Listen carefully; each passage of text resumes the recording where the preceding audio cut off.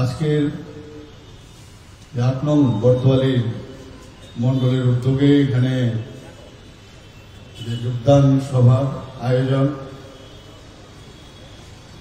প্রায় ছুঁই 1000 জনের যে যোগদান ভারতীয় জনতা পার্টির পতাকা তোলে এই নাগরজোলা বাস স্ট্যান্ডের কাছে। এই অনুষ্ঠানে আমাদের মাঝে উপস্থিত আছেন আমাদের আগরতলা মিউনিসিপাল কর্পোরেশনের মাননীয় মেয়র এবং 7 রামনগর বিধানসভার যিনি মাননীয় বিধায়ক শ্রী দীপক মজুমদার মহোদয়। আমাদের মাঝে উপস্থিত আছেন শ্রী অসীম ভট্টাচার্য মহোদয়, উনি আমাদের সদর আরবান ডিস্ট্রিক্টের সভাপতি, এখানে প্রভারী হিসাবে, এবং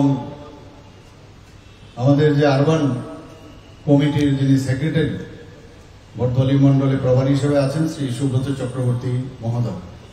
কর্পোরেটর 39 নম্বর ওয়ার্ডের শ্রী অলোক রায় মহোদয়, 40 নম্বর ওয়ার্ডের শ্রীমতী শম্পা সরকার চৌধুরী মহোদয়া,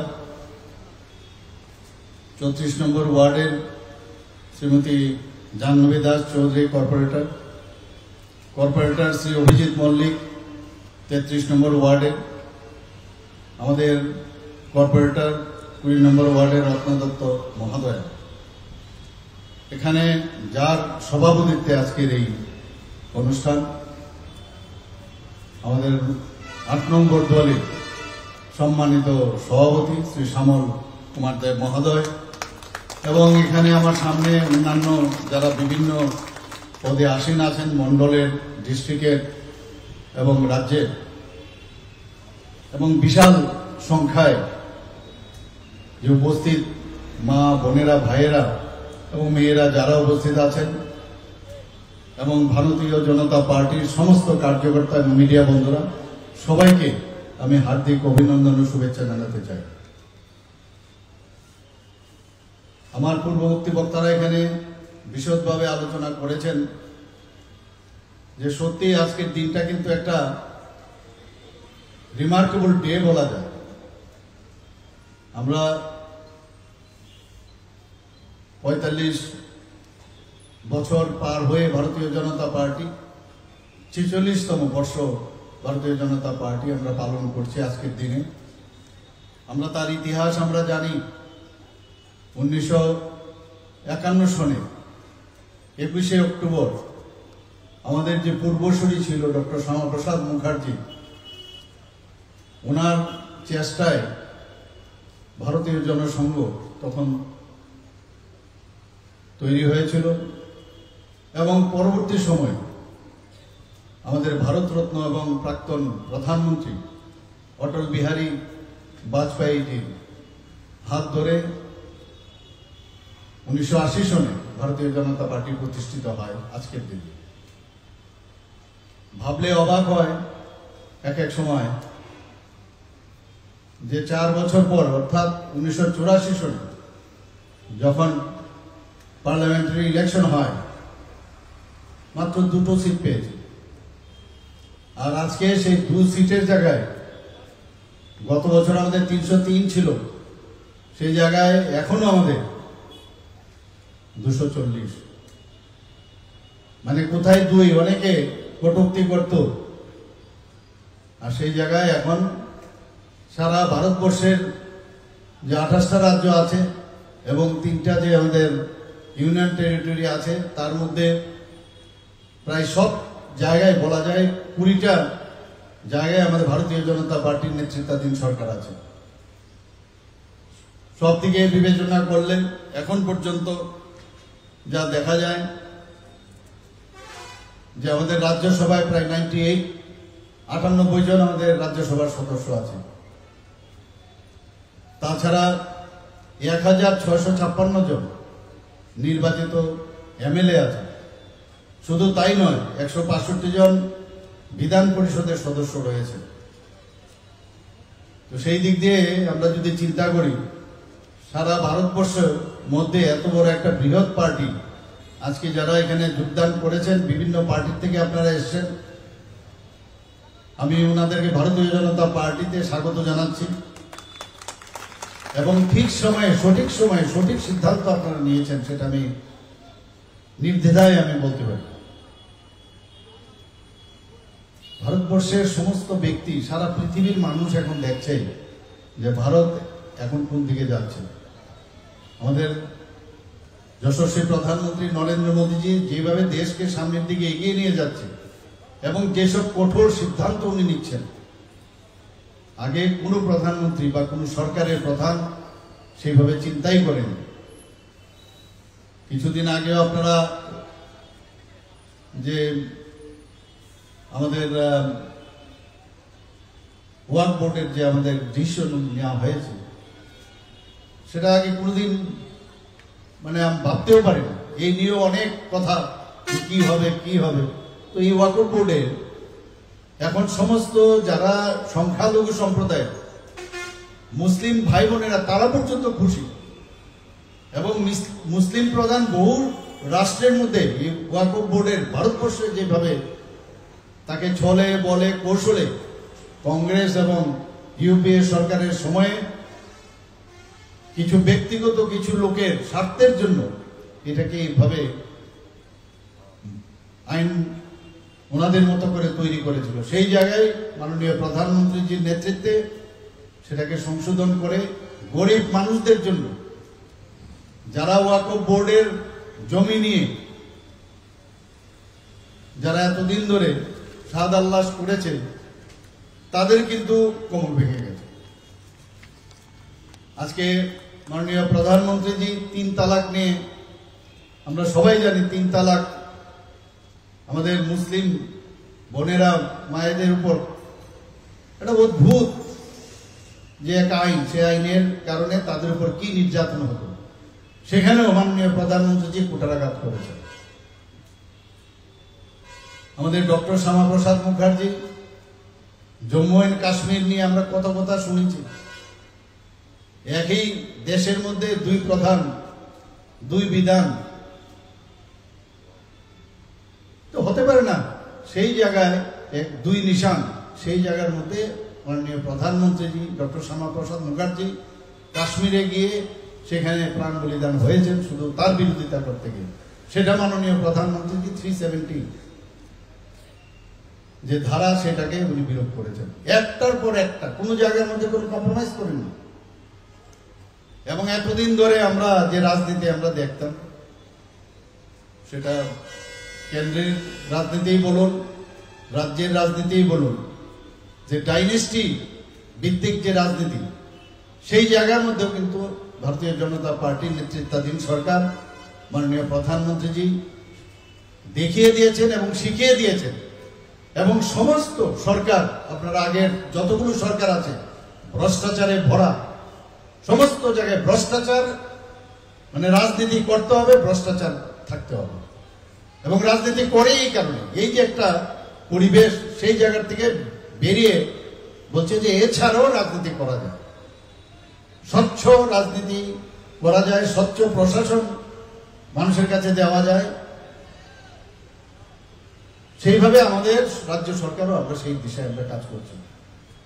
কারণ বহুদিনের এই সমস্যা, এবং বিশেষ করে এখানে 35 বছরের রাজত্বে যেভাবে খুন, সন্ত্রাস, অগ্নিসংযোগ, ধর্ষণ বাদ নেই, কোথায় কোথায় আমরা দেখতাম। এই নাগের জলার মধ্যেও আপনারা দেখতেন, এদিক দিয়ে তো আমরা গাড়ি নিয়ে আমি প্রায়ই যেতাম, স্কুটার নিয়ে যেতাম, কি অবস্থা ছিল আমরা মাঝে মাঝে ভুলে যাই কি অবস্থা ছিল এখানে। সেই জায়গায় কিন্তু এখন একটা সুন্দর পরিবেশ এখানে সৃষ্টি হয়েছে। আমি একটা উদাহরণ দিলাম, এখানে এটা টিপ অফ দ্য আইসবার্গ। সারা ত্রিপুরার মধ্যে এই ধরনের একটা পরিবেশ আমরা সৃষ্টি করতে পেরেছি। কারণ মানুষ শান্তি চায়, মানুষ চায় না কোনো জায়গার মধ্যে হইচই থাকুক, গন্ডগোল থাকুক, মাঝে সাঝে খবর আসে, কিন্তু ইমিডিয়েটলি আমরা কিন্তু সেই দিকে আমরা নজর দেই, দেওয়ার পরে সেখানে সমস্যার সমাধান করি। কারণ এতদিন ধরে কমিউনিস্টরা যে মাইন্ডসেট মানুষের মধ্যে মানে ঢুকিয়েছে, এইভাবে বুঝি রাজনীতি করতে হয়। কংগ্রেসও সেরকম, বিভিন্নভাবে অঙ্গভঙ্গি করা, চোখ টিপ দিয়ে কথা বলা, সামনে একটা বাজে শব্দ লাগানো, সেন্টেন্সের পরে পেছনে আরেকটা বাজে শব্দ লাগানো, আর তার আশেপাশে যেসব লোক থাকে ওরও করতালি দেয়, ভাবে না জানি কত বড় নেতা। কিন্তু আমরা জানি এরা ভ্রষ্টাচারে ভর্তি, এবং এই রাজনীতির ভিতরে অনেক লোক পেছনে ছুটত, নানা রকম নাটক অঙ্গভঙ্গি করে মানুষকে বিভ্রান্ত করার চেষ্টা করছে। মানে সেই জায়গা থেকে আজকে আমরা একটা জায়গায় আমরা এসেছি। মানুষ এই ধরনের নাট্যকারদের প্রয়োজন নেই, এখন বুঝে গেছে এখন। এবং আমি নিশ্চিত যে আগামী দিন যে নোটার সাথে কমিউনিস্টরা এখন যুদ্ধ করছে, নোটার সাথে, নোটার থেকেও কম ভোট পাচ্ছে ওরা, এখনো বলছে যে না আমরা চলে আসবো আগামী দিন। এবং যাদের রক্তে আজকে এত এত লোক খুন হয়েছে যে পার্টির, তারা কি হাত মিলিয়েছে এখানে কমিউনিস্টদের সাথে? ভাবা যায় কোনোদিন? কি জবাব দেবে ওই সব ব্যক্তিদের? আমার মনে আছে সাউথে একবার গিয়েছিলাম, একটা লিস্ট আমাকে দিল, অবিভক্ত সাউথে প্রায় 69 জনের একটা লিস্ট, কতজনকে খুন ওরা করেছে সমস্ত জায়গায়, সারা ত্রিপুরার মধ্যে বিভিন্ন জায়গায়। আমাদের ভারতীয় জনতা পার্টি চানমোহন ত্রিপুরা থেকে আরম্ভ করে মানে বাদ যায়নি, কত লোককে ওরা নৃশংসভাবে হত্যা করেছে। কিন্তু সাদা কুর্তা পরে বিভিন্নভাবে সমাজতান্ত্রিক কথা বলে এমন একটা হাবভাব দেখাতো যে সাধারণ মানুষের জন্য, শ্রমজীবী মানুষের সরকার, গরিব খেটে খাওয়া মানুষদের সরকার, এগুলো বলত। এবং যারা মালিক শ্রমিক তাদের মধ্যে একটা বিভেদ সৃষ্টি করেছে। আমাদের পণ্ডিত দীনদয়ালজি বারবার বলছে যে আমাদের দেশ স্বাধীন হয়েছে ঠিকই, কিন্তু এই দেশকে আমরা সামনের দিকে আমরা কিভাবে নিয়ে যাব, আমাদের চিন্তা ভাবনা করতে হবে। একটা মিশ্র একটা রাজনৈতিক চিন্তা ভাবনা করে এই দেশকে চালানোর চেষ্টা করা হয়েছে এই দেশ স্বাধীন হওয়ার পর।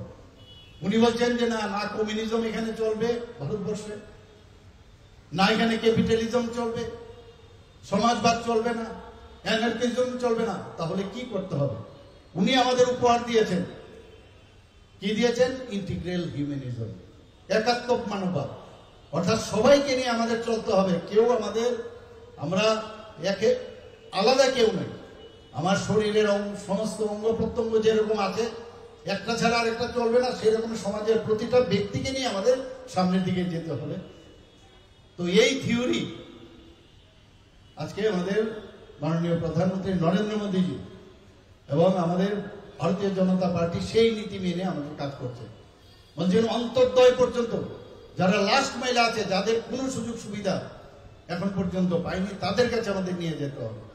আজকে আমরা যদি জল জীবন মিশনের কথাই বলি, প্রধানমন্ত্রী আবাস যোজনার কথা বলি, প্রধানমন্ত্রী যতগুলো স্কিম, আমি যদি একটার পর একটা বলি, সবকটা স্কিম যদি আপনারা দেখবেন গরিব মানুষদের জন্য।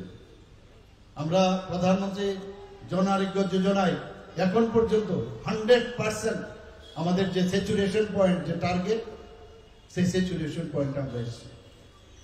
মুখ্যমন্ত্রী জন আরোগ্য যোজনা আমরা সেই প্রধানমন্ত্রীর আদর্শে আমরা অনুপ্রাণিত হয়ে আমরা ঠিক করলাম যে 5 লক্ষের মতো লোক কাভারেজ আছে, যে ক্যাপিং আছে, কিন্তু বাকি লোক কোথায় যাবে? মুখ্যমন্ত্রী জন আরোগ্য যোজনা আমরা সেখানে স্টার্ট করলাম। একই কায়দা 5 লক্ষ ফ্যামিলির প্রতি বছর দেওয়া হবে এই স্কিমের মাধ্যমে। আপনারা এই ভারতীয় জনতা পার্টি বিষয়ে আরো অনেক কিছু আপনারা যারা আজকে যোগদান করেছেন, আপনারা বুঝতে পারবেন, একটা মিউজিক আপনারা ফিল করবেন ভারতীয় জনতা পার্টিতে আপনারা জয়েন করার পরে। এর মধ্যে আপনারা দেখেছেন আমরা এবার বাজেটে যারা বিরোধীরা বলছেন যে বিভিন্ন সময় সুন্দর সুন্দর কথা নাকি আমরা বলি, কাজের বেলায় আমরা কিছু করি না। এবার জবাব দিয়ে দিয়েছিলাম বিধানসভায়, একদম 1, 2, 3 করে কি কি আমরা বলেছি এবং কি কি আমরা করিনি তো নেই। আর কমিউনিস্টদের কথা বলেনি, ওরা তো আজকে রামনবমী, আজকে এখানে যারা আমি যেটা বলছিলাম যে এক তো আজকে আমাদের প্রতিষ্ঠাতা দিবস, পাশাপাশি রামনবমীর দিন আজকে আপনারা যোগদান করেছেন, এর জন্য আপনাদেরকে এত সুন্দর দিনে আপনারা এখানে। কিন্তু কমিউনিস্টরা তো ভগবান বিশ্বাসই করে না, ওরা তো রামনবমী বুঝে না, কিছুই বুঝে না ওরা। আমরা সব জায়গার মধ্যে মাননীয় প্রধানমন্ত্রীজি যেসব আমাদের যে মন্দিরগুলো নতুনভাবে সৃষ্টি করার চেষ্টা করছেন, কারণ এর মধ্যে আমাদের একাত্মবোধের যে ভ্রাতৃত্ববোধ, আমরা সবাই সেই মন্দিরের মধ্যে যদি আমরা যাই, আমরা ত্রিপুরাতে এখন সব জায়গার মধ্যে মন্দিরগুলোকে নতুনভাবে আমরা প্রতিষ্ঠিত করার চেষ্টা আমরা করছি। কারণ ওনারা হচ্ছেন নাস্তিক। নাস্তিক শুরুই হয় ন দিয়ে, না, সবকিছুতে নেগেটিভ, না না না। বিধানসভাতেও দেখি সবকিছুতে না। আর আমরা যারা আছি আমরা মানে আস্থা, আস্তিক। এর জন্য আমরা মানুষের উপর বিশ্বাস আমাদের আছে এবং মানুষ আমাদের উপর আস্থা আছে, বিশ্বাস আছে। তবেই ওই 2 থেকে আজকে কোথায় ভারতীয় জনতা পার্টির নেতৃত্বাধীন সরকার এবং পার্লামেন্টে আজকে রাজ করছে।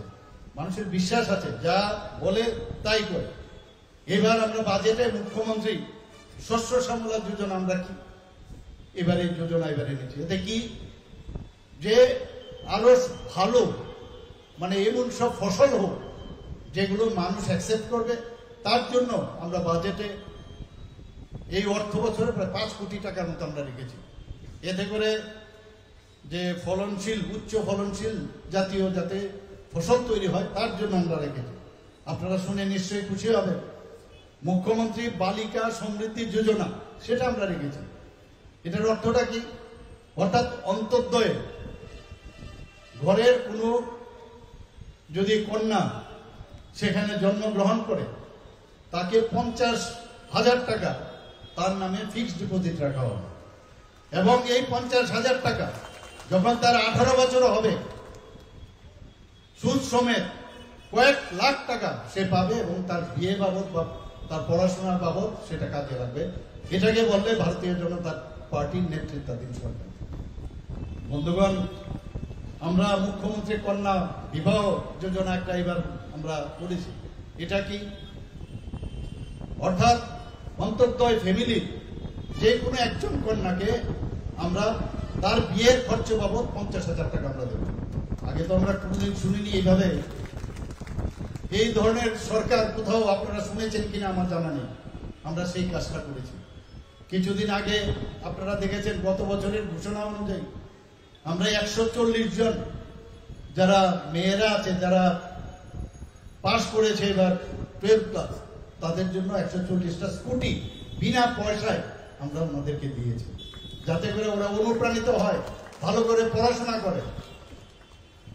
এবার আমরা ঠিক করলাম chief minister assistant for son and daughter, কাদের যারা ভারতীয় এই ত্রিপুরাতে যারা বাসিন্দা, যারা বিএসএফ এ চাকরি করে বা সিআরপিএফ এ চাকরি করে, বিভিন্ন যেসব প্যারামিলিটারি ফোর্সে চাকরি করে, তারা যদি কোনো কারণে দেখা যায় দেশ রক্ষার্থে শহীদ হয়েছে, তাদের ছেলে মেয়েদের আমরা যদি 18 বছরের উপরে হয় তাদের জন্য আমরা ভাতার আমরা এই বাজেটে আমরা রেখেছি। বন্ধুগণ, এই ত্রিপুরা এখন কোন জায়গায় গেছে যখন কম্পেয়ার করা হয় অন্যান্য রাজ্যের তুলনায়? আমাদের আইন শৃঙ্খলা নিয়ে যেটা আমার পূর্ববর্তী বক্তা বলেছেন, আইন শৃঙ্খলা এখানে আইন শৃঙ্খলা নেই। এত সুন্দরভাবে এখানে আইন শৃঙ্খলা প্রতিষ্ঠিত হয়েছে। আগে এখান থেকে যদি আমরা ধর্মনগর যেতাম 8 ঘন্টা, 10 ঘন্টা, 12 ঘন্টা লাগতো। এসকর্ট ছাড়া যাওয়া যেত না, উদয়পুরেও যাওয়া যেত না, বিভিন্ন জায়গায় আপনারা সবাই জানেন আমরা বক্তব্য। সেই জায়গায় কিছুদিন আগে আপনারা দেখেছেন ত্রিপুরাতে সমস্ত এনটিটিএফ হোক, এনএলএফটি হোক, সবাই তাদের অস্ত্র ওনারা সারেন্ডার করেছে এবং আমরা বলতে পারি যে ত্রিপুরা একটা এমন একটা রাজ্য যেখানে কোথাও কোনো রকম টেররিস্ট আর এখানে নেই এবং টেররিস্ট মুক্ত ত্রিপুরা আমরা বলতে পারি। মাননীয় প্রধানমন্ত্রীজি 2014-র আগে, আপনারা একবার এগুলো ভুললে চলবে না, 2014-র আগে এমন একটা অবস্থা হয়েছিল ইউপিএ সরকারের সময় এই ভারতবর্ষ টিকবে কি টিকবে না এমন একটা অবস্থা হয়েছিল। যখন আমাদের প্রধানমন্ত্রীজি শ্রী নরেন্দ্র মোদীজি যখন দায়িত্বভার নিলেন, আমরাও কিন্তু শঙ্কিত ছিলাম কি জানি কি করবেন, কিন্তু কি চমৎকার করলেন। কোথায় গেল সে পার্লামেন্টের মধ্যে পাকিস্তান থেকে সেই টেররিস্টরা এসে যেভাবে অ্যাটাক করেছে এখন তো আর দেখা যায় না। আমাদের সোলজারদের গলা কেটে ভারতবর্ষের মধ্যে ফেলে দিত, এখন তো দেখা যায় না। কারণ টিট ফর ট্যাট, যে যেরকম তাকে সেইভাবে উচিত শিক্ষা দেওয়া দরকার। যে কারণে প্রধানমন্ত্রী কি করলেন, এয়ার স্ট্রাইক করলেন, সার্জিক্যাল স্ট্রাইক করলেন। এখন কিন্তু রাজশব্দ নেই, রাজশব্দ নেই। আমাদের বোম্বেতে বোম ব্লাস্টিং, তাছাড়া আমাদের নর্থ ইস্টে বিভিন্ন জায়গায় বোম ব্লাস্টিং, এবং যেভাবে ওখানে নির্বিচারে গুলি চালিয়েছিল সবাই আমরা জানি বোম্বের ঘটনা। নর্থ ইস্টের কথা বলে তো লাভই নেই। কালকে যদি আমরা মনে করতাম যে নর্থ ইস্টে গুয়াহাটিতে যাব, গুয়াহাটি রেল স্টেশনে কখন বোম ব্লাস্টিং হবে কেউ জানে না। বিভিন্ন জায়গায় আজকে নর্থ ইস্টার্ন রিজনে প্রায় 12টা থেকে 13টা এই যে অ্যাকর্ড হয়েছে, সেই ত্রিপুরারও 3টার মতো অ্যাকর্ড হয়েছে, যে কারণে আজকে নর্থ ইস্টার্ন রিজনে একটা শান্তি প্রতিষ্ঠিত হয়েছে। বন্ধুগণ, আপনারা জানেন মাননীয় প্রধানমন্ত্রীজির মার্গদর্শনে আমাকে যে আমাদের যে নর্থ ইস্টের ডোনার মিনিস্ট্রি থেকে কালকে মিটিং আছে, এখানে ভিডিও কনফারেন্সের সমস্ত যারা মুখ্যমন্ত্রীরা আছেন সেখানে আমাকে কনভেনার করা হয়েছে। সেই কনভেনারে আমি কথা বলব, সেটা আমাদের জন্য একটা বড় প্রাপ্তি যে বাইরের থেকে ইনভেস্টার সামিট যারা করবে তার জন্য আমাকে কনভেনার করা হয়েছে। I am nothing, I am the ambassador of yours. আমি আপনাদের প্রতিনিধিও না, কিন্তু এই যে সম্মানটা দিয়েছে এতে করে ত্রিপুরাতে যেহেতু শান্তি প্রতিষ্ঠিত হয়েছে, মানুষ এখন ত্রিপুরাতেও ইনভেস্ট করতে চাইছে। কিছুদিন আগেও এখানে ইনভেস্টার্স মিট হয়েছে, সেই ইনভেস্টার্স মিটে আমাদের প্রায় 87টার মতো ইনভেস্টার্স আমাদের ত্রিপুরা সরকারের সাথে মৌ করেছে। প্রায় 3,700 কোটি টাকার মৌ স্বাক্ষরিত হয়েছে সর্বত্র। কিছুদিন আগে আমি বোম্বেতে যখন গিয়েছিলাম, এর আগেও যখন দিল্লিতে আমি মাননীয় প্রধানমন্ত্রীজি যখন তৃতীয় খালির যখন উনি ভোট টেকিং সিরিমনিতে আমাদের যে বড় বড় যারা ইন্ডাস্ট্রিয়ালিস্ট আছে তাদের সাথে আমার দেখা হয়েছিল, আমার পাশেই বসেছিল। ওনাদের সাথে আমি কথা বললাম, ওনার টিমও এখানে পাঠিয়েছে। সেই টিম এসে আমরা বললাম ত্রিপুরাতে এই জিনিস আছে, আপনারা ইচ্ছে করলে তার সদ্ব্যবহার করতে পারেন। এখানে আপনারা ফ্যাক্টরি লাগাতে পারেন, বাঁশের থেকে ইথানল তৈরি হতে পারে। বিভিন্ন বিষয়ে আধিকারিকদের নিয়ে আমি বসেছি। তো সেইভাবে বাইরের থেকে আদানিজির সাথে আমার কথা হয়েছে, আমাদের টাটা গ্রুপের চেয়ারম্যানের ওনার সাথে কথা হয়েছে। তো বিভিন্নভাবে এখানে আমরা চাইছি যে কর্মসংস্থানের সুযোগ যাতে আরো বেশি করে বৃদ্ধি হয়। সরকার তো চাইছেই, আমাদের ট্রান্সপারেন্সির সরকার গত দুদিনও আপনারা দেখেছেন পুলিশের চাকরি আমরা দিয়েছি, এবং যারা চাকরি পেয়েছে বলছে এই সরকার আছে বলে আমরা চাকরিটা পেয়েছি। আর কিছুদিন আগে পশ্চিমবাংলার আপনারা দেখেছেন যে কতগুলো চাকরি বাতিল হয়ে গেল, 10,323-এর মতো পশ্চিমবাংলা তো মানে বাতিল হয়ে গেছে। আর এখানে আমরা তারপরের দিনে আমরা চাকরি দিলাম, কোথাও কোনো সমস্যা নেই, কোনো প্রবলেম নেই।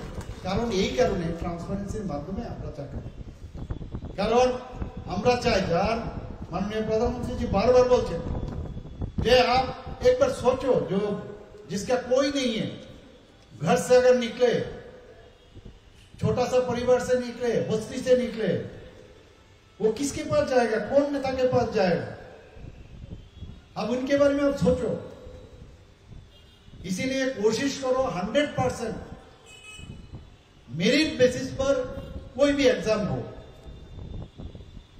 আমরা ওই চলছি, আমরা আস্তে আস্তে করে এরকম চিন্তা ভাবনা করছি। কারণ এখানে ওই যখন প্রসেশনে আসবেন তবেই চাকরি পাবেন। করতে করতে 3 বার প্রায় 15 বছর ধরে ঘুরিয়ে যখন জুতোর সুতলি খুলে গেল, তারপরে চাকরি দিল, সেই চাকরিও বেনিয়ম। আমরা এরকম চাকরি দিতে চাই না। আমরা চাকরি দিতে চাই যাতে এটা পার্মানেন্ট হয়। আমরা চাই যে মানুষের মনের যে কথা, মানুষের যে অভিব্যক্তি, সেটাকে বোঝার চেষ্টা করা। ভারতীয় জনতা পার্টিতে আপনারা এসছেন, আপনারা বুঝতে পারবেন যে এটা কি পার্টি। এটা শুধু পলিটিক্যাল পার্টি না, এটা আধ্যাত্মিক চিন্তা ভাবনার পার্টি। সামাজিক সমাজ নিয়ে চিন্তা ভাবনা করে। আমরা অনেকে ক্লাব টাপ করি, ঠিকই সামাজিক কর্ম করি। এই পার্টির মধ্যে সবকিছু হয়। আমরা মন্দিরেও পূজা করি, আমরা বিভিন্ন জায়গায় স্বচ্ছ ভারত অভিযান, আগে এমনিতেই বলা হতো, আমরা স্বচ্ছ ভারত অভিযানে রাস্তাঘাট থেকে আমরা পরিষ্কার পরিচ্ছন্ন করি। তো সব দিক দিয়ে মাননীয় প্রধানমন্ত্রীজি রাম মন্দির নির্মাণ করে উনি বুঝিয়ে দিয়েছেন যে আধ্যাত্মিক দিক দিয়ে ভারতের কত উন্নত। যে রাম মন্দির তৈরির জন্য বছরের পর বছর কত লোক শহীদ হয়েছিল, সেই জায়গায় আজকে মাননীয় প্রধানমন্ত্রীজির কারণে সেখানে রাম মন্দির প্রতিষ্ঠিত হয়েছে। আমরাও চাইছি এই যে একটা বাতাবরণ সারা ভারতবর্ষের মধ্যে সৃষ্টি হয়েছে, সেটাকে সামনে রেখে আমরা কাজ করি। আপনারা নিশ্চয়ই এ বিষয়ে অবগত আছেন। 2017-18-তে আমাদের রাজ্য যে সামনের দিকে এগিয়ে যাচ্ছে তার মেইন কয়েকটা ডাটা আপনাদের সামনে আমি রাখছি। 2017-18-তে আমাদের এখানে মাথা পিছু গড় আয় কত ছিল? 1,444,000। এখন কত হয়েছে? এখন 1,77,723 টাকা হয়েছে আমাদের ত্রিপুরা রাজ্যে। তাহলে কত ডিফারেন্স হলো?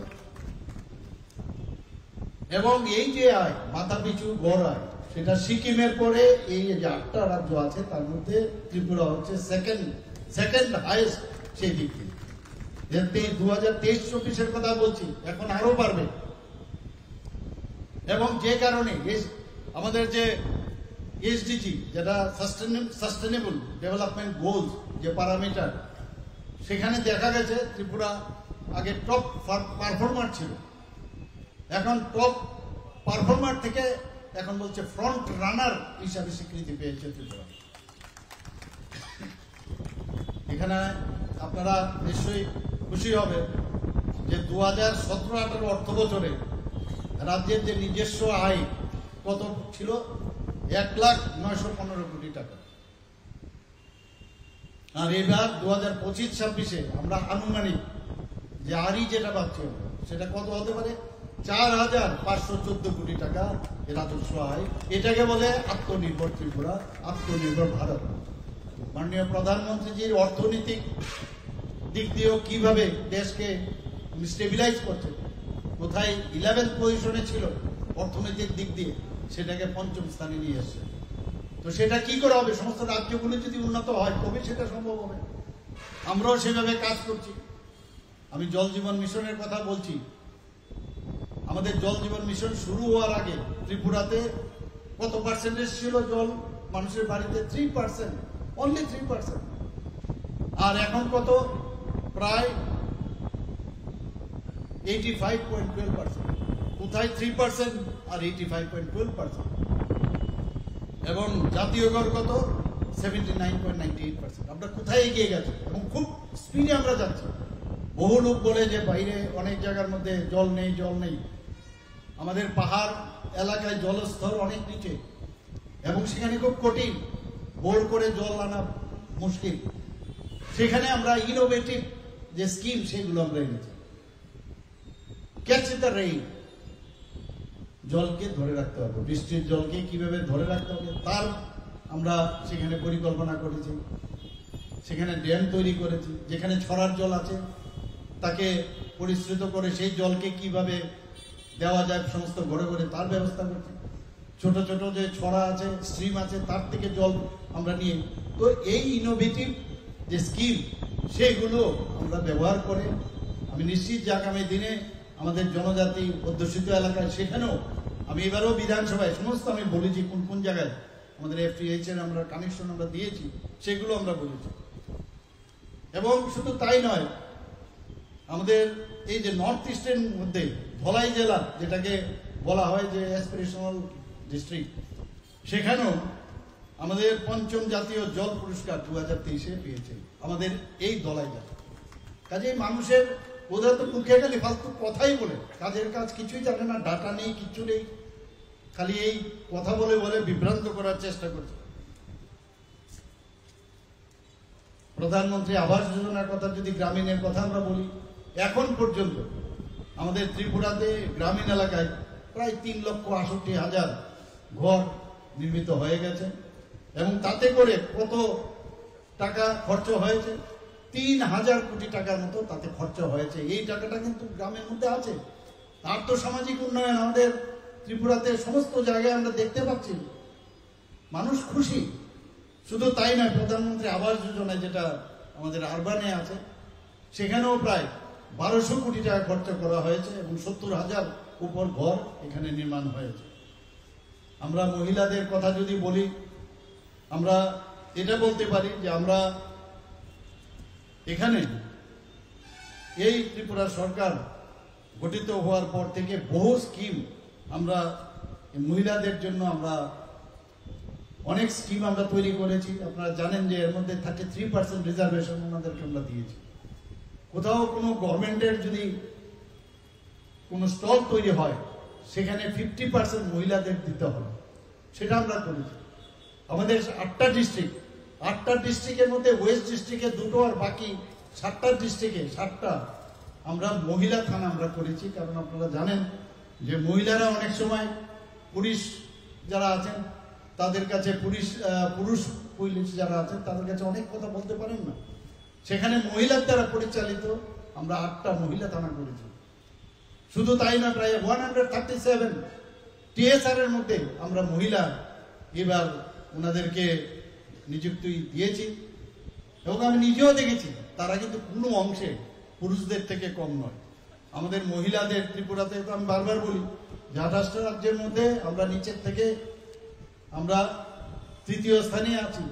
মহিলাদের ক্ষেত্রে আমাদের নির্যাতনের যে প্যারামিটার আছে তার দিক দিয়েও কিন্তু আমরা এখন এখানে সর্বনিম্ন দিক দিয়ে আমরা 8ম স্থানে আমরা এখানে আছি। এখানে কিছুদিন আগে এইবারের যে আমরা বাজেট, সেখানে আপনি দেখুন আমরা কত সেন্সিটিভ, কারণ এটা জীবন থেকে শেখা। আমরা দেখেছি আমরা যখন এখানে ছেলে মেয়েদের পড়াশোনার জন্য যারা বিভিন্ন মাস্টারমশাই আছেন তাদের পিছনে আমরা দৌড়তাম এক জায়গা থেকে আরেক জায়গায়, এখনো দৌড়াই। তো আমরা ঠিক করলাম, আমি অর্থমন্ত্রীর সাথে কথা বললাম, এমন সব সেন্টার আমরা করতে হবে এবং বাইরের থেকেই হোক ভালো যারা শিক্ষক তাদেরকে নিয়োজিত করতে হবে, নিয়োগ দিতে হবে।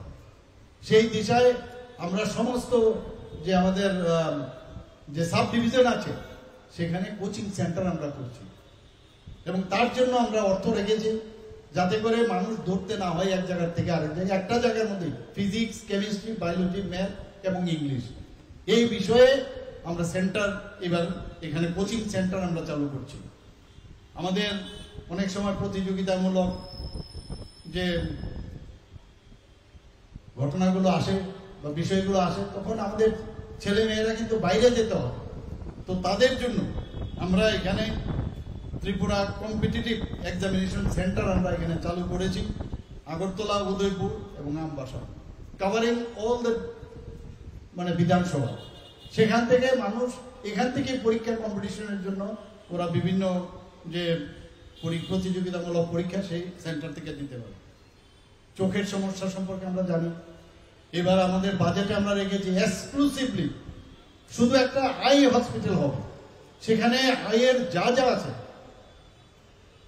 যা সুপার স্পেশালিটি আছে সেই ব্যবস্থা একটা হসপিটাল, তার জন্য প্রায় 100 কোটি টাকা রাখা হয়েছে, আগরতলায় সেটা হতে যাচ্ছে। আমাদের এখানে যানজটের সাংঘাতিক সমস্যা আপনারা সবাই জানেন, আমরাও ভুক্তভোগী। তো চেষ্টা করছি যানজট থেকে কিভাবে মুক্তি পাওয়া যায়। আমার অনেক বিষয় আমার অর্থমন্ত্রীর সাথে আমি কথা বলি।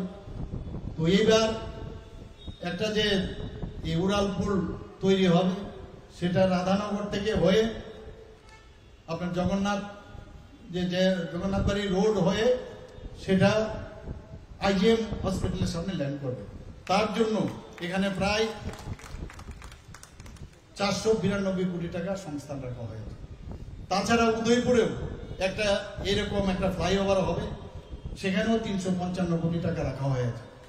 আমরা চাই এখানে মোটর স্ট্যান্ড থেকে যদি আমরা ল্যান্ড করাতে পারি সে RMS চৌমনি, তাহলে আরেকটা ফ্লাইওভার এখান থেকে এসে কানেক্ট হতে পারবে। এবং আবার আরেকটা বিকে রোড হয়ে যদি সেটা উজ্জয়ন্ত প্যালেসের সামনে করা যায়, সেখানেও একটা ফ্লাইওভার করার আমরা চিন্তা ভাবনা আছে। এবং আমরা একটার পর একটা আমরা মানুষের সুবিধার্থে সেই কাজগুলো আমরা করব। আপনারা এর মধ্যে দেখেছেন যে মৎস্য চাষে ত্রিপুরা কিন্তু আমরা চেষ্টা করছি যাতে স্বয়ংসম্পূর্ণ হতে পারে। এর জন্য 59 জেলায় একটা প্রশিক্ষণ কেন্দ্র আমরা স্থাপন করছি। তার মধ্যে আমরা প্রায় 9 কোটি টাকার মতো সেখানে সংস্থান আমরা রেখেছি।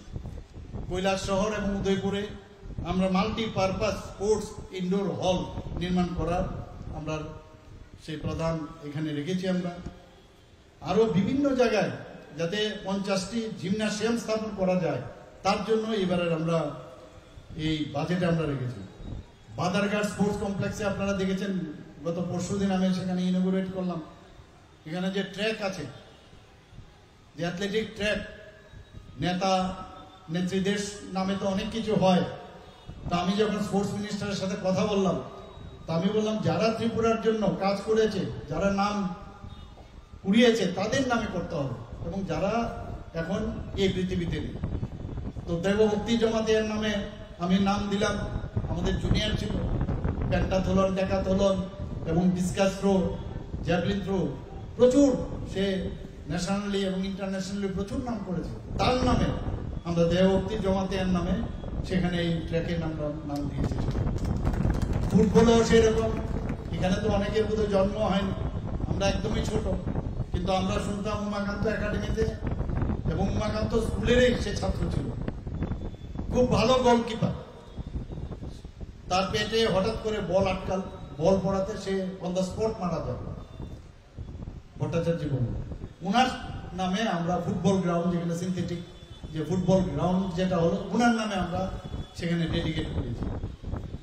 এখানে যিনি আমাদের অনেক স্টুডেন্ট পড়িয়েছেন, যিনি হকি গ্রাউন্ড যেটা সিনথেটিক হকি গ্রাউন্ড, উনার নামে আমরা করেছি সদর। তো এইভাবে আমাদের সরকার চেষ্টা করছে মানুষের সম্মান দেওয়া। এর আগেও আমরা একটা আমবাসার মধ্যে sports and youth and sports department থেকে একটা এখানে আবাস তৈরি হয়, সেখানেও মধুসূদন সাহার নামে আমাদের সাথে জিমন্যাস্টিক করতো, তার নামে আমরা সেটা দিয়েছি। এবং ওনাদের ফ্যামিলি যখন খবরটা পেল, ওরা যখন আসলো, সবাই মানে কান্নায়, ওরা এত আনন্দ যে কোনদিন আমাদের এইভাবে সম্মান দেবে, মানে কথাই বলতে পারছিলেন না। তো আমরা সম্মান, ভারতীয় জনতা পার্টির যারা আমরা যারা কার্যকর্তা, আমরা সম্মান দিতে জানি, সম্মান দিতেও জানি, সম্মান নিতেও জানি, এবং এইভাবেই আমরা সম্মান, মানুষের কাছে আস্থা আমরা চাই, এবং সেইভাবে আমরা কাজ করছি। চিফ মিনিস্টার রাবার মিশনের যে আওতায় সেখানে প্রায় 20,485 হেক্টর জমিতে রাবার চাষের ব্যবস্থা করা হয়েছে, এবং এতে করে 10টি রাবার যে প্রক্রিয়াকরণ তারও ব্যবস্থা করা হয়েছে। 3টি 100 শয্যা বিশিষ্ট জনজাতি হোস্টেল খোলা হবে, 50 শয্যা বিশিষ্ট 60টি ST হোস্টেল করা হবে। তো এই সরকার আসার পর সবচেয়ে বেশি মাননীয় প্রধানমন্ত্রীজি জনজাতিদের জন্য যা করেছেন, আমরাও সেই দিশায় আমরা করছি। আগে রাজন্য আমলের ইতিহাসে মুছে দেওয়ার চেষ্টা করেছিল, আর আমাদের সরকার এসে তাদেরকে সত্যিকারের সম্মান দেওয়া হয়েছে। আপনারা জানেন কিছুদিন আগে টাটা গ্রুপের সাথে আমাদের মৌ হয়েছে। এখানে যে পুরানো যে রাজভবন, সেটাকে একটা 5 স্টার হোটেল হবে। 5 স্টার হোটেলটা কি 5 স্টার হোটেল? যে কমার্শিয়াল 5 স্টার হোটেল না, সেটাকে একটা হেরিটেজ 5 স্টার হোটেল হবে। সেখানে 4টা এক্সক্লুসিভ রুম হবে, যেগুলো রাজন্যের যে স্টাইল আছে, রাজন্য আমলের যে স্টাইল, সেই আমল। এবং সেখানে আপনারা সবাই জানেন আমাদের রবীন্দ্রনাথ ঠাকুর এখানে 7-7বার ত্রিপুরাতে এসেছিলেন, এবং ওখানে উনি থেকেছেন। এবং ওখানকার যে রাজন্য আমলের যা যা আছে রেট্রো ফিটিং করে আমরা সেইগুলোকে আমরা অলরেডি প্রায় 17 কোটি টাকা খরচ করে সেটাকে ঠিক করেছি।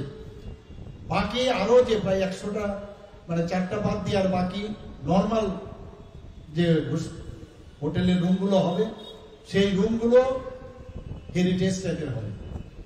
তো এখন এক একটা রুমে আমার কাছে যা ওনারা বললেন যে 4টা যে রুম হবে প্রায় প্রতিদিন 1.5 লাখ টাকা কম হবে। এটা কে কারা আসবে?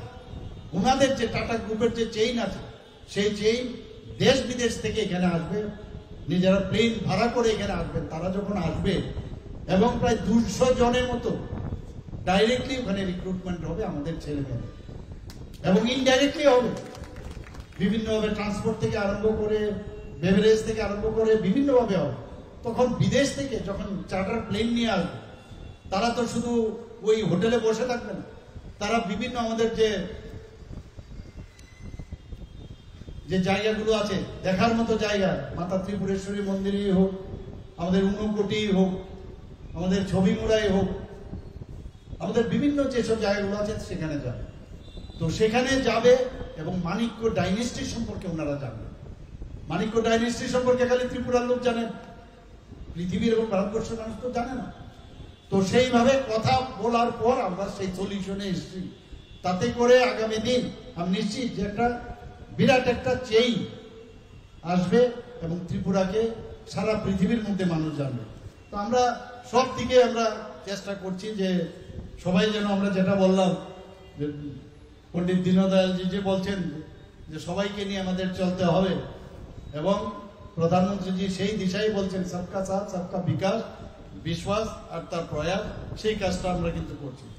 প্রধানমন্ত্রীজি বারবার বলছেন যে থানাগুলো যে আছে বিভিন্ন থানা, সেই থানাগুলো পুরনো, সেই থানাগুলো ভেঙে সেখানে মাল্টি স্টোরির বিল্ডিং আপনারা বানান, তাতে করে যারা পুলিশ অফিসার বা অন্যান্য কর্মচারীরা এখানে থাকবেন, সেই বিল্ডিং এ যখন থাকবেন তাদের মধ্যে একটা ফিলিংস হবে যে এটা আমাদের জায়গা, এবং কোনো সমস্যা হলে তাকে বাড়ির থেকে আসতে হবে না, এখানে থেকেই কিন্তু কুইক রেসপন্স যে বিষয় সেটা দেওয়া যাবে। তো সেই মাথায় রেখে আমরা এখানে আগরতলার যে পশ্চিম থানা, পূর্ব থানা এবং অন্যান্য যেসব জায়গাগুলো আছে মধুপুর থেকে আরম্ভ করে বহু জায়গার মধ্যে আমরা এইবার বাজেটে রেখেছি, এগুলোকে ডিমোলিশ করে নতুনভাবে থানা এখানে আমরা করব। বাগবাসা থানা এবং বাইকুড়া থানা এবং বিলুনিয়া থানা। তো আমরা চেষ্টা করছি যে ত্রিপুরাকে সুন্দর করার, একদিকে আর্থিকভাবে আর্থসামাজিক উন্নয়ন, এবং আরেক দিক দিয়ে আমাদের এখানে মাননীয় প্রধানমন্ত্রী যেভাবে দেশকে সুরক্ষিত করেছেন, আর্থিকভাবে সুরক্ষিত করেছেন, ইনফ্রাস্ট্রাকচার ডেভেলপমেন্টে সুরক্ষিত করেছেন, আমরাও সেই দিশায় আমরা কাজ করছি। সবাইকে আজকে এখানে যারা উপস্থিত হয়েছেন, আপনারা অনেকক্ষণ ধরে এখানে বসেছেন, আমাদের কথা আপনারা শুনেছেন, এবং আপনাদের কাছে একটা রাস্তা চলে যাবে। এখন আমাদের এখানে মাননীয় প্রধানমন্ত্রীজি যে 6টা ন্যাশনাল হাইওয়ে দিয়েছেন, আমি অনেক জায়গায় বলি যে এটা রাস্তা না, আমাদের আগামী দিন রাস্তা দেখাচ্ছেন। আপনারাও কিন্তু একটা রাস্তা পেয়েছেন। আমি আশা করি আপনারা ভারতীয় জনতা পার্টিতে যোগদানের পরে এই দেশকে কিভাবে শক্তিশালী করা যাবে, এই রাজ্যকে কিভাবে শক্তিশালী করা যাবে, সেই রাস্তাটা কিন্তু আপনারা পেয়ে গেছেন। আমি মন্ডল সভাপতিকে বলবো ওনাদেরকে সবসময় যোগাযোগ রাখা, ওনাদের সাজেশন নেওয়া, এবং ওনারাও মাঝে মাঝে, কারণ আমাদের তো অনেক সময় প্রশিক্ষণ হয়, সেই প্রশিক্ষণে